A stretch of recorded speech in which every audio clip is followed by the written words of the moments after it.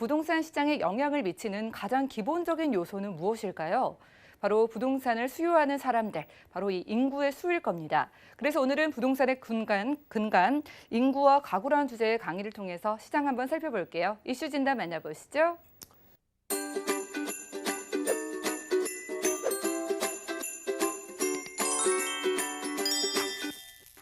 부동산이 가격이 오르고 내리고 하는 일은 워낙 자연스러운 일입니다.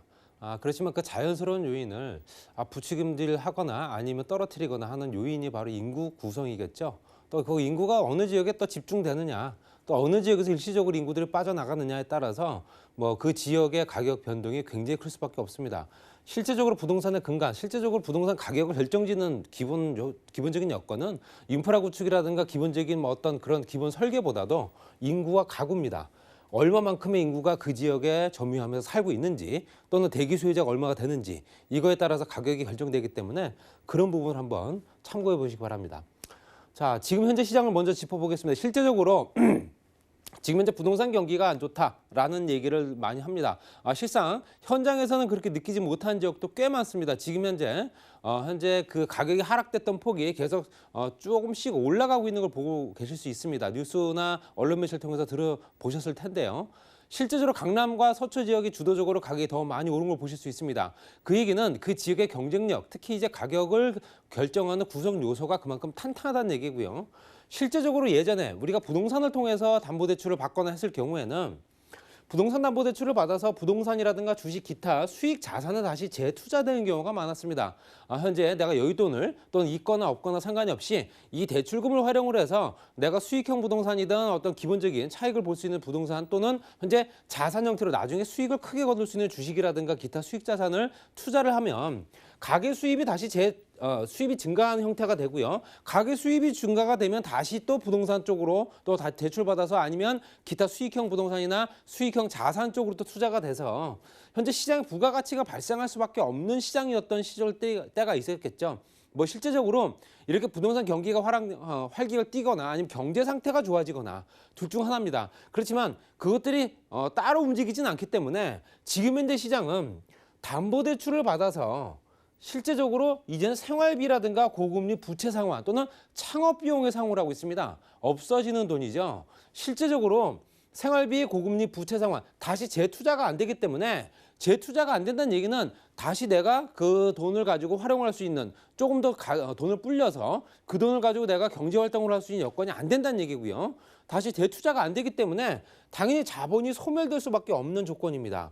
이런 것들은 지금 현재 경제 상황이 얼마나 안 좋은지를 알고 있습니다. 그러니까 실제적으로 그 경제 상황이 이런 형태로도 현재 움직이고 있다. 현재 금융 또는 현재 여러 가지 부동산 규제 여러 가지가 전방위적으로 압박을 가하고 있기 때문에 대출 규제가 더욱더 심하죠. 내 집을 갖고 싶어도 대출이 안 나와서 대출을 못 받습니다. 살고 싶은 지역에서는 집을 내가 분양받아도 내가 그 자금을 마련할 방법이 없습니다. 결론적으로는 담보대출을 받아서 다시 재투자할 수 있는 여건들, 가계 수입이 증가가 되거나 가계 수입이 증가가 되면서 실제적으로 경제활동을 쓸 수 있는 또는 우리가 알고 있는 소비를 할 수 있는 여건이 안 되기 때문에 경제 상황은 더욱더 안 좋아진다는 얘기입니다. 물론 부동산 때문에 우리나라 경제가 이렇게 안 좋다라고 단언 짓기는 어렵습니다만 실제적으로 그만큼 부동산이 차지하는 비중이 크다라는 얘기죠.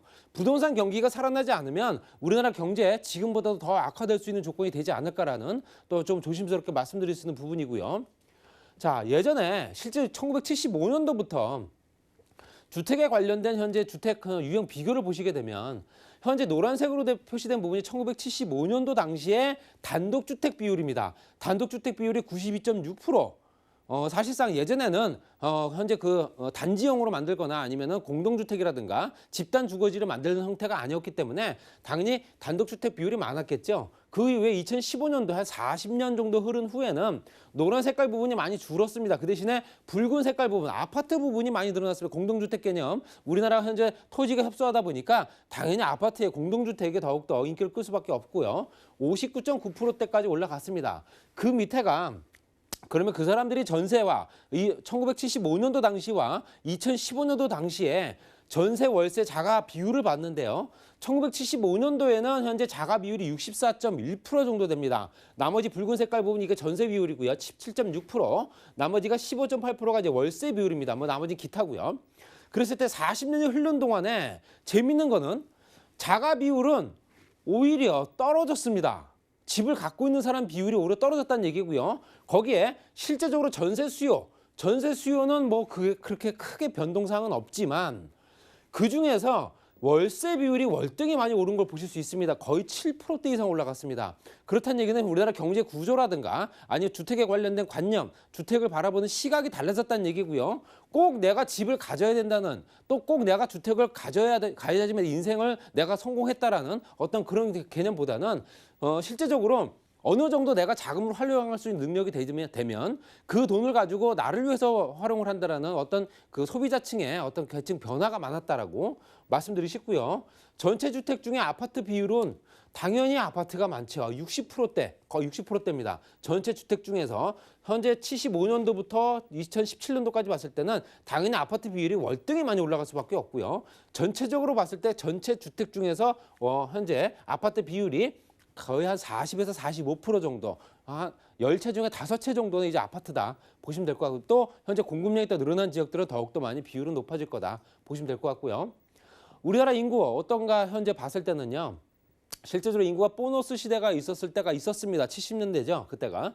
생산 가능 인구 비중이 늘어나면서 실제 노동력도 증가하고 소비가 늘면서 경제 성장 잠재력도 늘어났던 70년, 80년대, 90년대 초반까지 실제로 그때를 얘기를 하는 거고요. 생산 가능 인구가 현재 얼마만큼 더 그 지역을 점유해 주느냐에 따라 달라집니다. 그렇지만 지금 현재는 인구 오너스 시대라고 합니다. 실제로 현재 반대 개념이죠. 생산 가능 인구가 줄어들고 그만큼 경제 성장이 현재 주춤할 수밖에 없는 상황이 됐다는 얘기입니다. 경제 성장 또는 현재 생산 가능 인구 이런 비율을 봤을 때도 전체적으로 앞으로도 굉장히 이런 부분은 인구가 더 이상 늘어나면서 경제 성장이 급격하게 일어나지는 않는다라고 말씀드리고 싶고요. 현재 실제적으로 우리나라 현재 전체적인 인구 성장률을 보게 되더라도 총 인구 대비 총 인구가 현재 2017년도 기준 5,100만 명 정도 됩니다. 그랬을 때 정점을 찍는 시점이 2031년도 정도 됩니다. 앞으로 한 12년 남았네요. 그랬을 때 5,296만 명 그때부터 이제 인구는 줄어들기 시작하고요. 당연히 인구 성장률도 떨어질 수밖에 없습니다. 그리고 출생과 사망 비율을 봤을 때도 전체적으로 현재 출생 비율과 사망 비율 교차하는 시점이 2029년도, 2030년도 정도 된다고 보시면 될 것 같고요. 거의 교차하면서 현재 등락이 없는 현재 거의 0%를 차지하는 비율이고요. 그랬을 때 출생 비율은 떨어지고 사망 비율은 늘어난다. 생산 가능 인구는 당연히 더욱더 줄을 수밖에 없다 보셔야 됩니다. 전체적으로 유소년 인구냐 아니 고령 인구냐 또는 생산 가능 인구냐 봤을 때 2015년도 기점으로 봤을 때 이미 생산 가능 인구는 많이 줄고 있는 상황입니다. 그래서 생산 가능 인구가 현재 가파르게 하락을 하고 고령 인구는 늘어나고 거기에 유소년 인구 비율은 줄고 젊은 층 인구들이 그만큼 없어진다라고 보시면 될 것 같습니다. 그만큼 소비 활동을 할 수 있는 인구들이 없기 때문에 경제 진작을 할 수 있는 여건들 여러 가지 방면으로 모색을 해야 되지 않을까 말씀드리고 싶고요. 인구가 어느 정도 움직여주느냐 한 지역에서 타 지역으로 이동할 수 있죠. 그렇기 때문에 실제적으로 우리가 인구 흐름은 전입과 전출로 구분이 되는데요. 인구의 전입은 그 지역의 부동산 수요가 증가가 되는 거고요. 현금이 유입되는 효과가 있습니다. 그렇기 때문에 당연히 하다못해 월세라 하더라도 여러 가지 기본적인 경제활동을 통해서 그 지역으로 이사를 해야 됩니다. 여러 가지 소비를 지출을 해야겠죠. 그리고 인구 전출은 반대입니다. 인구 전출이 되게 되면 그 지역에는 부동산 공급이 증가가 되는 거겠죠. 공실이 생기기 때문에. 당연히 그러면서 현금이 유출이 된다. 현금이 유출이 되기 때문에 실제로 그 지역에 경제활동을 할 수 있는 또는 그 지역의 임대료 또는 매매가까지 영향을 미칠 수 있는 조건이 된다는 얘기입니다. 전체적으로 시도 내에서 이동을 하느냐 시도 간 이동을 하느냐 봤을 때도 시도 내 이동하는 비율이 월등히 높습니다. 같은 지역에서 움직인다는 얘기고요. 멀리 벗어나지 않으려고 한다는 겁니다. 생활 반경이 있고 생활 환경을 내가 적응했던 사람들은 그 지역을 벗어나지 않으려고 한다는 얘기겠죠. 거기에 시도간 이용이 24.9%, 가족 때문에 움직이는 비용 또는 직업 때문에 움직이는 비율을 봤을 때도 전체적으로 현재 시도내보다 시도간이 그만큼 더 많을 수밖에 없다는 얘기입니다. 직업 때문에는 시도간이 조금 더 큰 걸 보실 수 있습니다. 우리나라 장래 가구 추이가 2045년도까지 말씀드린 대로 현재 총 가구 수와 인구는 현재 가구 증가율은 떨어지긴 하나 현재 실제적으로 총 가구는 계속 늘어나고 있습니다.